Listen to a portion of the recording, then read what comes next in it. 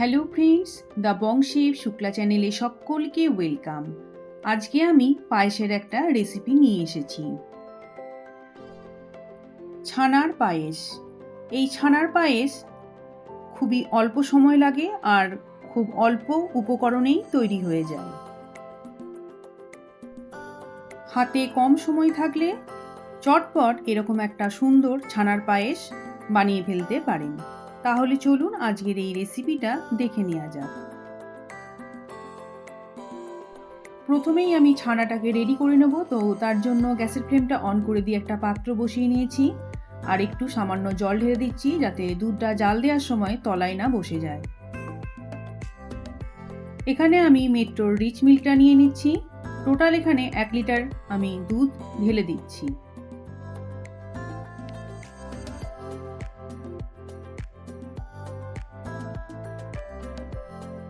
গ্যাসের ফ্লেমটা মিডিয়ামে রেখে দুধটাকে ফুটিয়ে নেব আর এইভাবে ভালোভাবে হাতার সাহায্যে একটু করে নাড়তে থাকবো।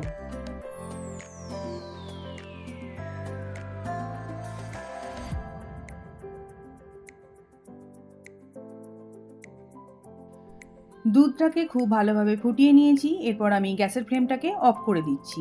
অফ করে দিয়ে 2 মিনিট পর এখানে আমি ভিনিগার আর জলের একটা মিশ্রণ তৈরি করে রেখেছি, সেটাকে আমি আস্তে আস্তে ছড়াতে থাকবো।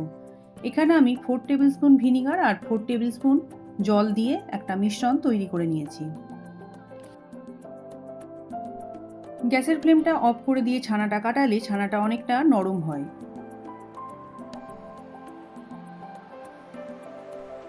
দুধটা কেটে আস্তে আস্তে ছানায় পরিণত হয়ে যাচ্ছে। ভিনিগার আর জলের সমস্ত মিশ্রণটা আমি দিয়ে দিয়েছি। দিয়ে ভালোভাবে নেড়ে দিয়ে কিছুক্ষণ অপেক্ষা করব। দেখুন দুধটা খুব ভালোভাবে কেটে ছানায় পরিণত হয়ে গেছে।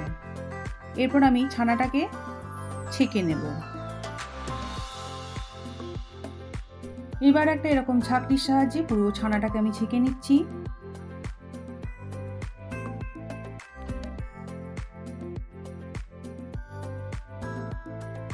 এরপর ছানাটাকে বেশ কয়েকবার নর্মাল টেম্পারেচারে রাখা জল দিয়ে আমি ধুয়ে নিচ্ছি, যাতে ভিনিগারের যে টক ভাবটা থাকে সেটা যেন একেবারেই চলে যায়। খুব ভালোভাবে 4 থেকে 5 বারের মতন জল দিয়ে দিয়ে ছানাটাকে ভালোভাবে ধুয়ে নিচ্ছি। এইভাবে ভালোভাবে ধুয়ে নিয়ে ছানাটাকে জল ঝরানোর জন্য রেখে দেব। এদিকে গ্যাসের ফ্লেমটা অন করে দিয়ে একটা কড়াই বসিয়ে নিয়েছি। কড়াইতে সামান্য একটু জল দিয়ে দিচ্ছি, যাতে দুধটা ফোটানোর সময় তলায় না বসে যায়। আর দিয়ে দিচ্ছি 1/2 লিটার দুধ।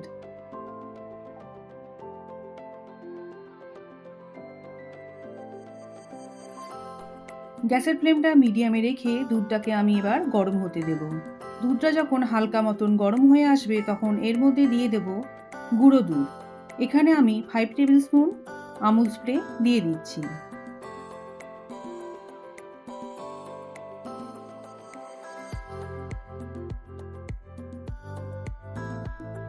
এই গুঁড়ো দুধটাকে খুব ভালোভাবে মিশিয়ে দিচ্ছি।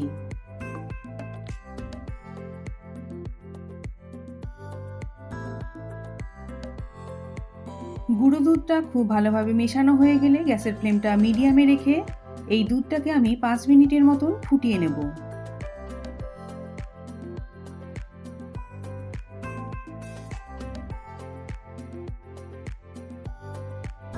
5 মিনিট পর এখানে আমি চিনি দিয়ে দিচ্ছি। চিনিটা এখানে আমি 4 টেবিল স্পুনের মতন দিচ্ছি। মিষ্টিটা আপনারা আপনাদের পছন্দ মতন কম বেশি করে দিয়ে দেবেন। দিয়ে দিচ্ছি 1 চিমটে লবণ আর সামান্য একটু এলাচের গুঁড়ো।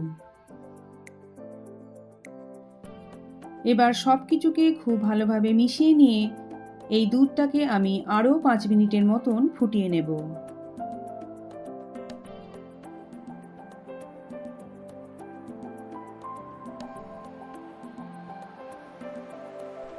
টোটাল 10 মিনিট দুধটাকে ফোটানোর পর জল ঝরিয়ে রাখা ছানাটাকে আমি অল্প অল্প করে দিয়ে দিচ্ছি। এইভাবে চামচের সাহায্যে অল্প অল্প করে তুলে তুলে দিয়ে দিচ্ছি। এই ভিডিওটা ভালো লেগে থাকলে আপনারা অবশ্যই একটা লাইক দিয়ে দেবেন, কমেন্ট করবেন আর শেয়ার করে দেবেন। আর আমার চ্যানেলের নতুন বন্ধুরা চ্যানেলটাকে সাবস্ক্রাইব করে পাশে থাকা বেল আইকনটাকে প্রেস করে দেবেন। এতে আমি যখন নতুন কোনো ভিডিও আপলোড করব তখন তার নোটিফিকেশন খুব তাড়াতাড়ি আপনাদের কাছে পৌঁছে যাবে।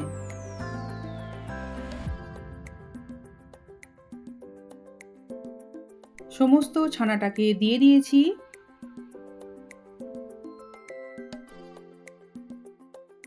খানিকটা কাজু বাদাম কেটে রেখেছিলাম, সেইগুলোও দিয়ে দিলাম।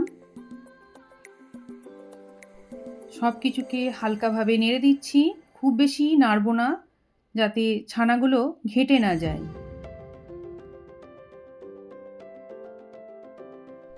গ্যাসের ফ্লেমটা লোতে রেখে 3 মিনিটের মতন ফুটিয়ে নিচ্ছি।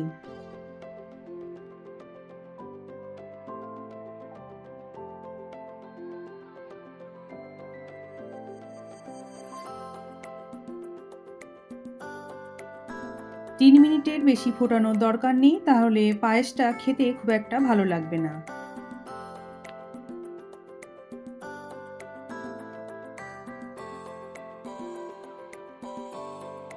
তিন মিনিট ফোটানোর পর গ্যাসের ফ্লেমটা অফ করে দিচ্ছি। এরপর পায়েসটাকে আগে খুব ভালোভাবে ঠান্ডা করে নিতে হবে। ঠান্ডা করে নিয়ে তারপর আমি ফিরছি।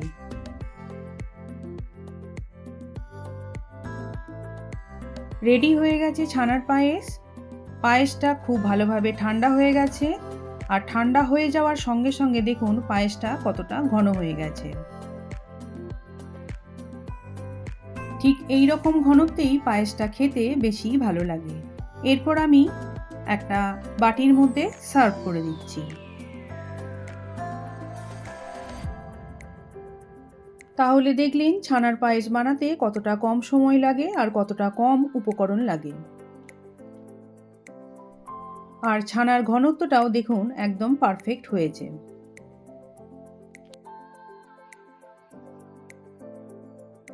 এবার পায়েসটাকে আমি একটু গার্নিশ করে দিচ্ছি। কিছু আমন্ড আর কাজু দিয়ে সুন্দরভাবে সাজিয়ে দিচ্ছি।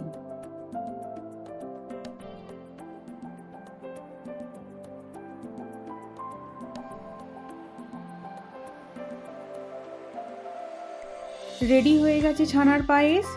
দেখুন ছানার পায়েসটা দেখতে যতটা সুন্দর হয়েছে আর খেতে ততটাই সুস্বাদু হয়েছে।